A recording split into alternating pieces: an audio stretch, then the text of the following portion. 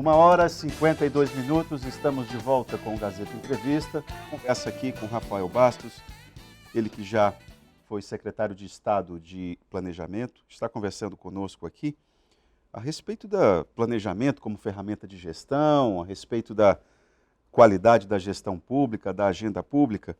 Queria saber o seguinte, Rafael, conversando com um professor que é amigo e professor universitário na Faculdade de Economia, e ele me falando que em algumas áreas da gestão, o Acre está muito parecido com o governo de Romildo Magalhães. Tem lógica isso? Os números que você pesquisou, tem estudado, batem com o que o professor está falando? Não só lógica, tá? É fundamentado, né? Quando a gente vai para a análise de indicadores, né, a economia ela é pautada por alguns números, por alguns indicadores, né? Ele falou Orley, ele falou Romildo, você... Isso. Eu diria que é tão grave quanto até na época do Orley mesmo, porque ainda chegou a agravar um pouco no início do governo do Orley.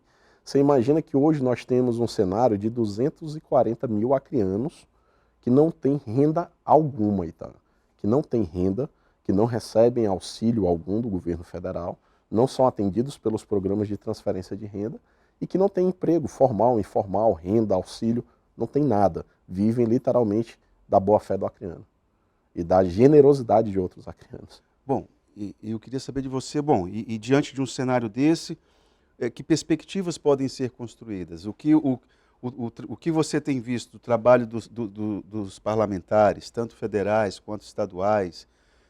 O parlamento está indo no caminho correto? Que avaliação que você faz? Porque já que a nossa qualidade da agenda no governo do Estado é essa que você está colocando, como é que o parlamento pode dar resposta? Imagina o seguinte, hoje o Acre vive um momento de declínio econômico, fragilidade social muito grande. Você vê aí umas centenas de milhares de acreanos indo embora para outros estados por falta de oportunidade, porque simplesmente não se tem emprego, não se tem renda, as pessoas estão sem esperança, as pessoas estão conhecidas até como desalentados, né? As pessoas que já não têm mais esperança de conseguir um emprego. E eu acredito que a política, né, os políticos, os parlamentares, eles precisam parar e refletir sobre essa pauta. Estudando na última semana, a CNN fez uma pesquisa qualitativa e trouxe que 57% do eleitorado brasileiro hoje tem como a sua maior preocupação a economia.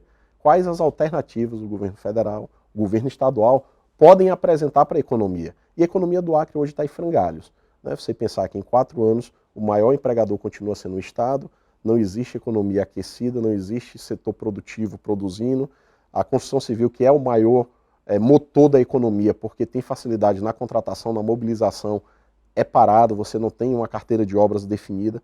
Então precisa que os governantes olhem para esses problemas econômicos com um olhar social. Por quê? Porque o investimento na economia, o investimento do setor público, o fomento que o setor público gera, ele gera dignidade e dá qualidade de vida para o acreano. Você imagina que se o governo investisse em grandes obras, obras estruturantes, obras nos 22 municípios, se o governo desse assistência técnica para o produtor, para o homem do campo, você imagina que o acreano teria hoje, sim, condição de viver de maneira mais digna e com a renda melhor. Bom, eu queria entender o seguinte, diante do que você falou a respeito das grandes obras. Agora, Rafael, claro, quando a gente fala a respeito de grandes obras, quando a gente fala a respeito de fortalecer a construção civil, temos sim uma cadeia produtiva extensa que emprega muita gente, ninguém está contestando isso. Mas você não se daria por satisfeito se o governo conseguisse manter com qualidade o que já tem aí? Será que isso já não seria um grande feito? Porque você, falando a respeito da questão da gestão da saúde, fala-se que construiu um hospital em tempo recorde, que isso e aquilo, mas percebe, construir um hospital em tempo recorde, que efeito isso tem para 13 famílias que choram a morte dos filhos agora? De fato. Que equação é essa, entendeu? De fato. Então, quando a gente olha para a saúde, a gente vê o quanto o Acre carece de boa gestão, né?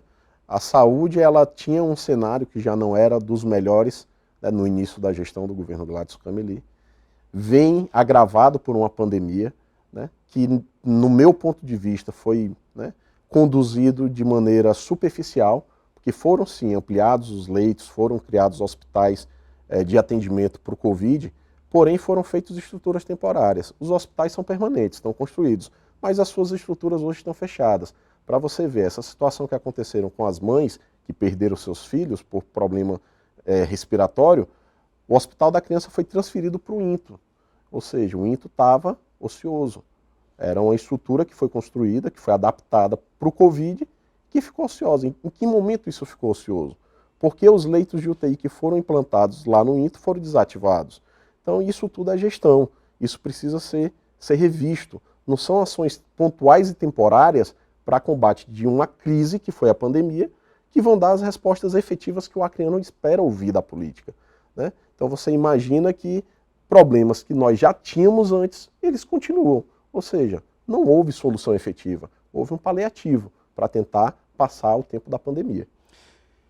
Em relação à questão do trabalho parlamentar, o que tem ficado muito em destaque em várias entrevistas que nós temos feito aqui são as emendas parlamentares de outdoor, não é? Aquelas que os parlamentares colocam em outdoor.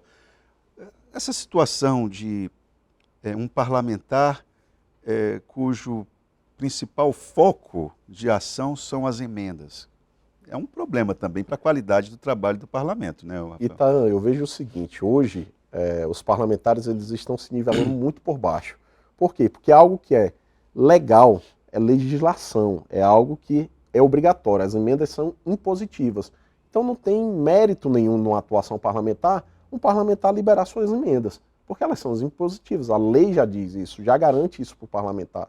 Então, aquele projeto que ele aloca emenda para que seja liberado o benefício para a cidade, para o Estado, aquilo já aconteceria. Aquilo ali não tem atuação, é impositivo. Agora sim, eu acredito que a próxima, né, a próxima legislatura, os próximos parlamentares, eles devem olhar para o Acre com um olhar muito além do que a mediocridade que tem sido feita. Não só com emendas parlamentares, atuação no sentido de trazer aquilo que é além do óbvio, né? Buscar apoio de fato em políticas implementadas no governo federal, através do Orçamento Geral da União, para fortalecer aquilo que se tem necessidade no Acre. Não é trazer simplesmente uma ação, mas trazer uma ação que case com a necessidade real do nosso povo.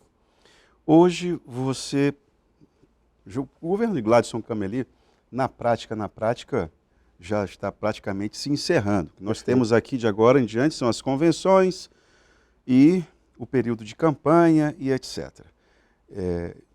O que você destacaria como um dos principais, daquilo que foi ofertado na campanha e o que se apresentou, o que se ofereceu para o cidadão, qual é a lacuna que você vê mais vazia? Saúde, educação, produção? Meu amigo, eu vou lhe dizer que daquilo que a gente defendeu, porque nós brigamos, estávamos no fronte brigando. Você foi um dos guerreiros. Estávamos lá na época. Para mim, a maior lacuna é a questão da gestão como um todo. Por que a gestão como um todo? Porque falhou na educação, a gente está vendo agora o retorno às aulas e tem problema de transporte escolar, tem problema de merenda escolar, escolas que ainda não retornaram, escolas rurais, que eu tenho visitado o estado. Nós temos rodado todos os municípios e várias escolas rurais não voltaram suas atividades porque simplesmente os ramais estão intrafegáveis. O ônibus não consegue fazer a linha.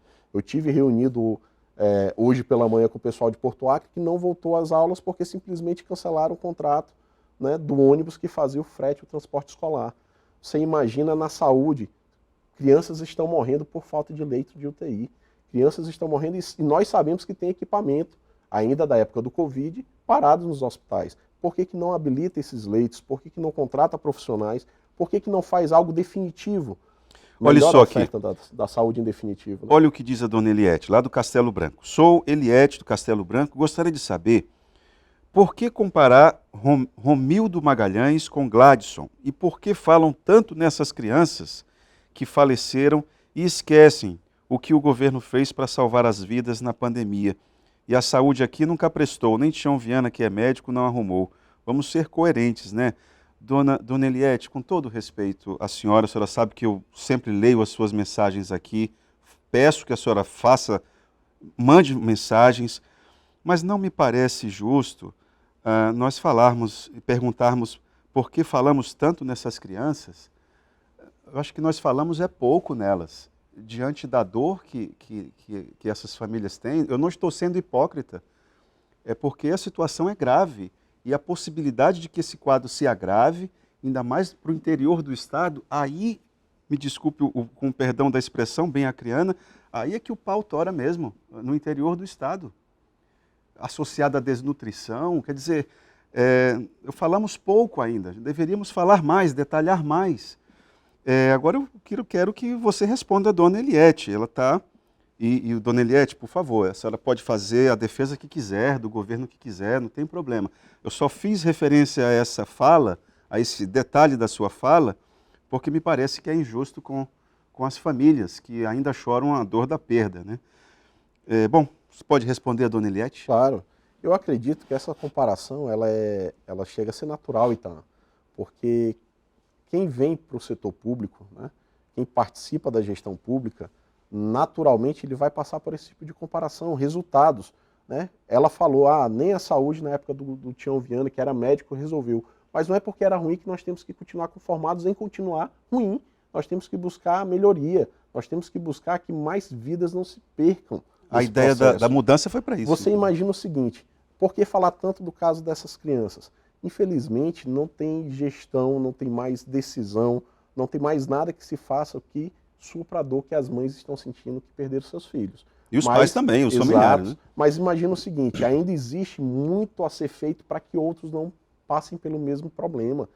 E se nada for feito, se não for falado, se não for cobrado, e se não for buscar soluções efetivas, daqui a pouco não vão ser mais 13, vão ser 20, 30 Deus me livre. Dezenas de crianças. Minha fé é pouca, mas dá para falar essa frase. Ô, Rafael, eu preciso encerrar, que nosso tempo acabou. Quero agradecer a tua participação aqui. Agradeço, meu amigo. Espero que outros encontros tenhamos pela frente. Estou à sua disposição. Muito obrigado, viu? Obrigado a você. Bom, e assim a gente termina essa entrevista. Daqui a pouco a gente vai falar sobre saúde mental, logo após o intervalo, aqui no Gazeta Entrevista.